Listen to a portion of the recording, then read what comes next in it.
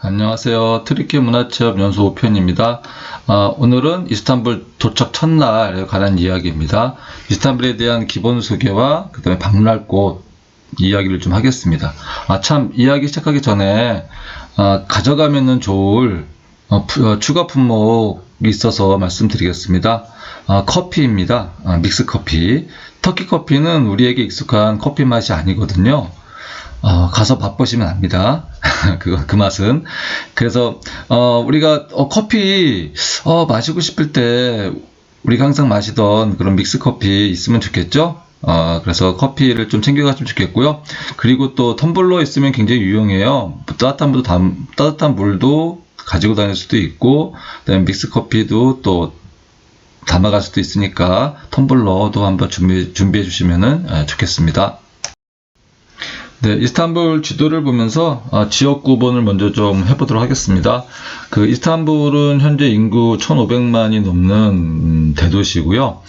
고대 그리스 로마 시대 때부터 그 다음에 오스만 제국의 이슬람 문화까지 모두 가지고 있는 곳입니다. 그 중에서 특히 이제 구시가지에 이런 문화들이 집중되어 있는데요.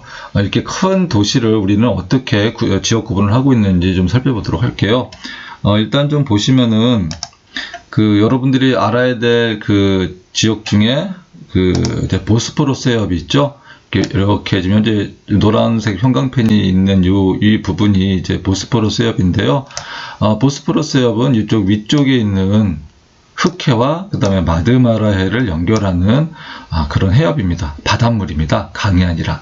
그래서 폭은 가장 좁은 곳이 한 800m쯤 된다고 해요.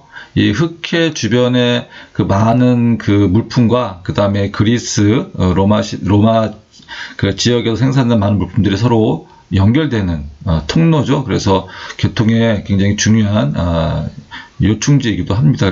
그래서 이제 이런 이스탄불이 오래전부터 그리스 로마 시대 때부터 이 지역에 형성이 된 거겠죠. 네. 일단은 이스탄불은 유럽과 아시아가 같이 공존하는 곳입니다. 그래서 이 보스포러스 해협을 사이에 두고 유럽 지구와 아시아 지구로 이렇게 나눠지고 있습니다. 우리가 유럽 지구를 보통 루멜리아라고 하고요. 그 다음에 아시아 지구, 이쪽 지역을 우리가 보통 아나톨리아라고 얘기하죠. 그리스어로 아나톨리아는 동쪽에 해가 뜨는 땅을 얘기를 한다고요. 그래서 전에도 말씀드렸지만 그리스인들이 이 아시아 지구로 많이 이주를 해서 개척을 해서 플리스를 만들었다고 말씀을 드렸죠. 자, 그리고 이 유럽 지구를 좀 나눠서 다시 보면은, 자, 지금 구시가지라고 지금 쓰여져 있죠. 이 구시가지와 또 신시가지로 나눠집니다. 그러니까 예전에 그리스 로마 시대 때부터 콘스탄티노플 시대까지는 대부분 중요한 시설물들은 다 이 안에 있었습니다. 요 지역 안에 이렇게 분포하고 있었고요. 그래서 유적지들은 대부분 이 구시가지에 있고요. 신시가지는 그 이후에 새롭게 개발된 지역이고요. 이 중에 일부는 물론 과거에 많은 유적들이 남아있긴 하지만은 이 신시가지에 최신 현대식 건물들이 업무용 그런 시설들이 주로 많이 들어왔기 때문에 신시가지로 구분합니다. 그리고 신시가지와 구시가지는 또 이렇게 하나의 만으로 이렇게 나눠져 있습니다. 이 만을 우리가 뭐라고 부르냐면은 골든혼이라고 그래요. 우리말로는 금강만이라고 얘기하는데요. 이게 지금 이렇게 모양을 보면은 소의 뿔 모양 같다. 그래서 골든혼, 또 금강만 이런 이름을 쓰게 됩니다. 그래서 구시가지, 골든혼, 그리고 신시가지, 그리고 보스포러스 해협을 넘어서는 아시아지구. 이 아시아지구도 하루 시간을 내서 가면은 좋습니다. 위스키다르라는 지역, 이 지역이 대표적인 곳이라고 보시면 되겠습니다. 이 모다 해변 가서 이쪽을 석양에 지는 이스탄불의 구시가지를 바라보는 모습이 정말 아름답습니다. 나중에 꼭 경험을 해보시기 바랍니다.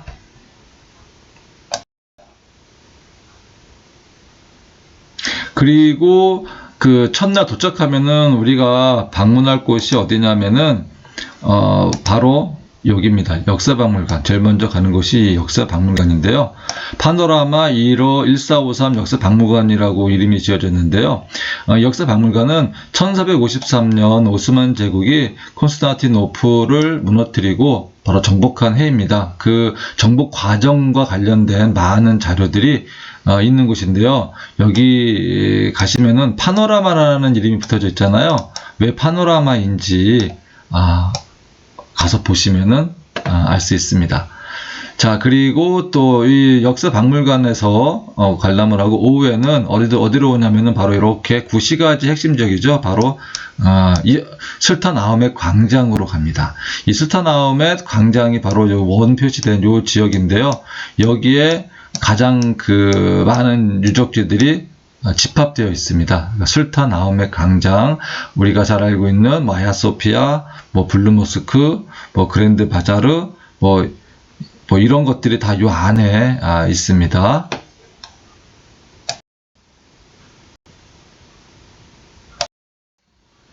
오스만 제국의 20세 청년 술탄인 메흐메드 2세의 콘스탄티노플을 점령하는 과정은 역사적으로 엄청난 사건이었습니다.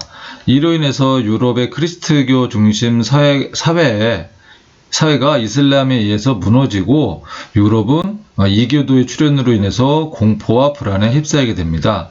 자, 이 전투에는 15만 명의 오스만 병사들과 8천여 명의 콘스탄티노플 병사들 간의 전투였습니다. 수적 열세에도 불구하고 그동안 한 번도 적에게 함락된 적이 없었던 이 테오도시우스 성벽으로 인해서 13번의 공방전 전투를 거치면서도 한 달간 버틸 수가 있었습니다. 이런 점령 과정을 상세하게 기록한 그림으로 특히 표현한 것이 바로 이 파노라마 1453 역사 박물관입니다. 그러면은 여기서 가서 보면은 비잔틴 제국이 어떻게 오스만 제국에서 점령되어 가는가에 대한 자세한 내용들을 볼 수가 있습니다. 그림을 좀 잠깐 보시면은요, 이게 성벽이 있는데 이 성벽이 삼중벽이라고 얘기하죠. 처음에는 이제 해자가 있습니다. 깊은 해자가 있고요. 해자를 넘어서면은 높이 한 5m 정도, 두께 한 2m 정도의 성벽이 있었고요. 그리고 또 일정한 공간을 두고 다시 5m 두께와 12m 높이에 또 성벽이 있었습니다. 그래서 계속 공격을 하는 동안에 이 뒤에 성벽에서 또 공격을 하겠죠. 이러면서 그동안 한 번도 함락된 적이 없는 성벽이라고 얘기를 합니다. 역사박물관 관람을 마치고 우리가 시간이 나오면은 역사박물관 앞에 있는 테오도시우스 성벽을 갈 예정입니다. 현재는 보존 상태가 좋지는 않아요. 오스만 제국이나 아니면 지금의 트르키예 공화국 입장에서 보면은 이곳을 점령을 한 거잖아요. 정복을 한 것이고, 테오도시우스 성벽은 과거 이 비잔틴 제국의 그런 성벽이었기 때문에 그렇게 보존에 힘쓰거나 그러지 않아서 굉장히 많이 좀 허물어지고 보존 상태가 좋지 않은 상황이라 볼 수가 있습니다. 그리고 또 이 예디큘레라고 하는 이 건물은 뭐냐면은 성벽 사이사이에 중간중간에 있는 어떤 보초기지 그리고 공격기지라고 할 수가 있는데요. 역사박물관 근처에 요 예디큘레도 있기 때문에 방문할 예정입니다. 이 역사박물관이 있는 이곳이 바로 오스만 제국이 비잔틴 제국이 테오도시우스 성벽을 무너뜨린 그 부근에 있습니다. 그래서 그곳에 역사박물관도 자리 잡았겠죠. 그래서 이것들도 오전에 시간이 가능하면은 방문할 예정입니다. 박물관에 있는 그림 중에 하나를 올린 건데요. 이거는 테오도시우스 성벽이 지금 우리가 방문하는 이스탄불의 구시가지 있죠. 구시가지를 뺑 둘러서 성벽이 이제 설치가 되어 있습니다. 특히 이제 이 안쪽 내륙 쪽에 있는 이 성벽이 주로 삼중벽으로 되어 있고요. 해안가의 성벽들은 이제 삼중벽은 아니고 아닌 모습이고요. 그리고 요것도 이제 그 현재 전투하는 과정의 일부를 보여주는 그림이라고 볼 수가 있겠습니다. 현장에서 좀 더 자세하게 설명드릴게요. 네, 드디어 술탄 아흐메 광장에 왔습니다. 이 술탄 아흐메 광장은 사실 히포드럼이라는 이름으로 더 잘 알려져 있는 곳이고요. 이 히포드럼이라는 말은 말의 길이라는 뜻을 가지고 있다고 해요. 여기는 원래 전차 경기장이 있던 곳입니다. 근데 전차 경기장은 이미 다 없어지고요. 현재는 넓은 광장으로 마련되어 있고요. 지금 여기 사진에 보면은 높은 탑 같은 게 보이죠? 탑은 아니고 오벨리스크인데요. 저 오벨리스크가 전체 경기장의 중앙선? 그 역할을 하던 그런 것이라고 보시면 되겠습니다. 자, 주변에 볼거리는 굉장히 많아요. 게르만 분수, 테오도시우스의 오벨리스크, 청동뱅 기둥, 콘스탄티누스 오벨리스크, 모자이크 박물관, 예르바탄 사라이, 아라스타 바자르, 그랜드 바자르 등등이 있는데요. 이 중에 가기 전에 몇 군데만 소개를 해드리겠습니다. 그림으로 전체 경기장 모습 이제 확인이 되겠죠? 네. 이 전체 경기장이 있던 곳이 현재 술탄 아흐메 광장으로 변해 있고요. 자, 여기서 이제 가운데 이렇게 뭔가 시설물들이 많죠? 자, 여기를 기준으로 해서 중앙으로 놓고 전차가 시계 반대 방향으로 이렇게 전차 경기를 했다고 합니다. 전차 경기할 때는 무슨 시민 계급을 대표하는 전차, 무슨 또 술탄 왕족들 를 대표하는 전차 이런 것들, 그리고 정치 성향에 따라서 이런 전차들이 대회를 했다고 얘기를 합니다. 자, 히포드롬의 중앙 분리대로 쓰였던 시설물들 중에 현재 남아있는 것은 요 3개입니다. 테오도시우스 오벨리스크, 콘스탄티누스 오벨리스크, 청동뱀 기둥인데요. 이것들에 대해서 좀 간단히 살펴보면은 일단 오벨리스크는 이집트의 신전에 있던 것들을 운반해서 세워놓은 겁니다. 얼마나 멋있으면 이집트에서 여기까지 가져왔겠어요. 그런데 가져올 때 크기가 너무 커가지고 다 가져오지는 못하고 윗부분의 일부분만 잘라가지고 가져왔다고 합니다. 요 테오도시우스 오벨리스크 밑에 보면은 기단에는 이 오벨리스크 세울 당시에 여러 가지 풍경들을 그려놨다고 해요. 그래서 건설 장면이라든가, 그 다음에 황제에 대한 충성 서약식이라든가, 아니면 전차 경기의 모습, 또 승리자에게 관을 씌워주는 모습, 이런 것들이 이 하단에 새겨져 있다고 해요. 상태는 괜찮습니다. 네. 그리고 두 번째 콘스탄티누스 오벨리스크는 이거는 가서 보시면은 정말 무슨 벽돌 쌓아놓은 것 같은 그런 좀 되게 허스름한 모습인데요. 원래 여기는 이제 청동으로 이렇게 전부 다 둘러싸여 있던 것인데 십자군 전쟁 때 와서 그걸 다 벗겨갔다고 해요. 그래서 저렇게 지금 껍데기는 벗겨지고 알맹이만 남은 그런 모습이라고 얘기합니다. 그래서 이 대리석에 대리석을 붙이고 그 다음에 금박 청동 장식물들이 있던 높이 32m짜리 오벨리스크가 약탈되었다라고 보시면 되겠습니다. 그리고 세 번째 청동뱀의 기둥은 이건 그리스에서 가져온 거예요. 그리스가 페르시아를 격파를 하고 페르시아 군들의 전리품 청동 방패를 이제 전부 다 녹여가지고 이제 만든 건데요. 이것도 델포이 아폴로 신전에 있던 거를 콘스탄티누스 대제 때 이거를 이동했다고 합니다.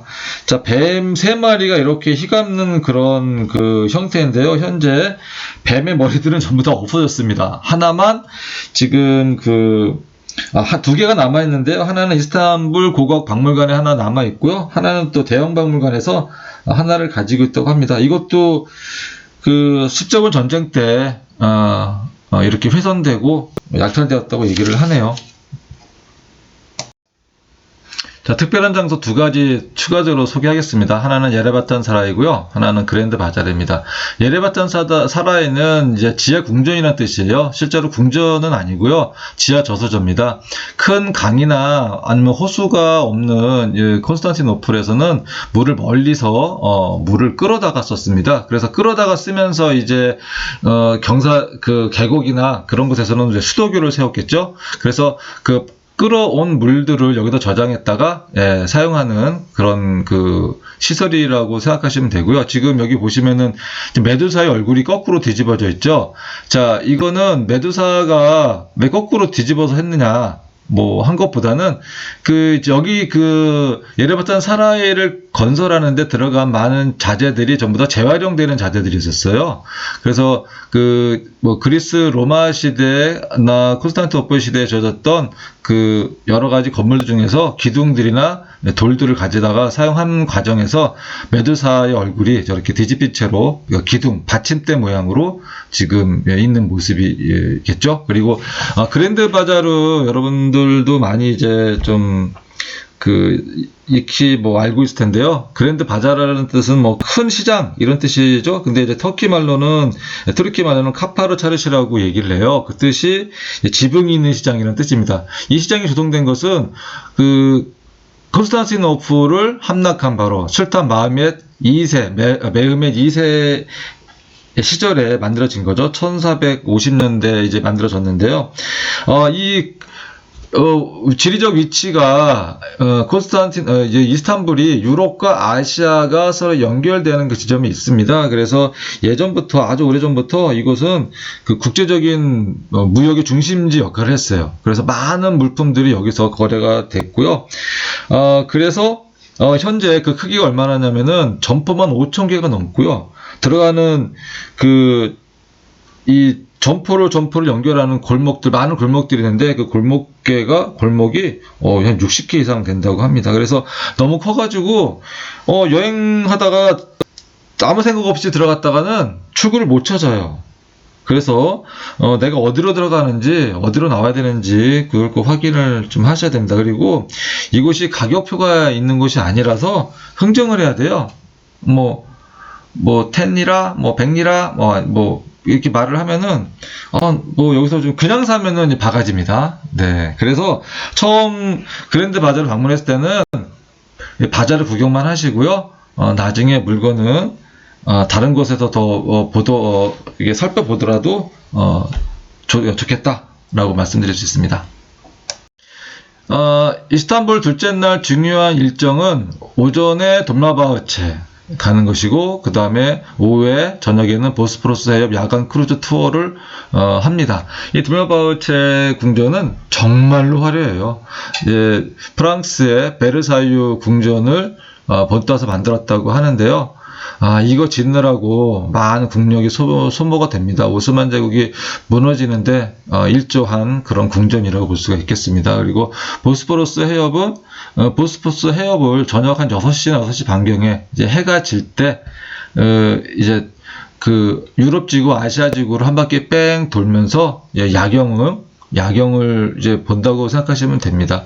이때 차 한잔 마시면서 하는데 운행 시간은 한 1시간 반 정도 생각하시면 되겠습니다. 이거 끝나고 이제 저녁을 드시거나 이거 보기 전에 저녁을 드시거나 하는 거는 미리 좀 결정을 좀 해야 됩니다.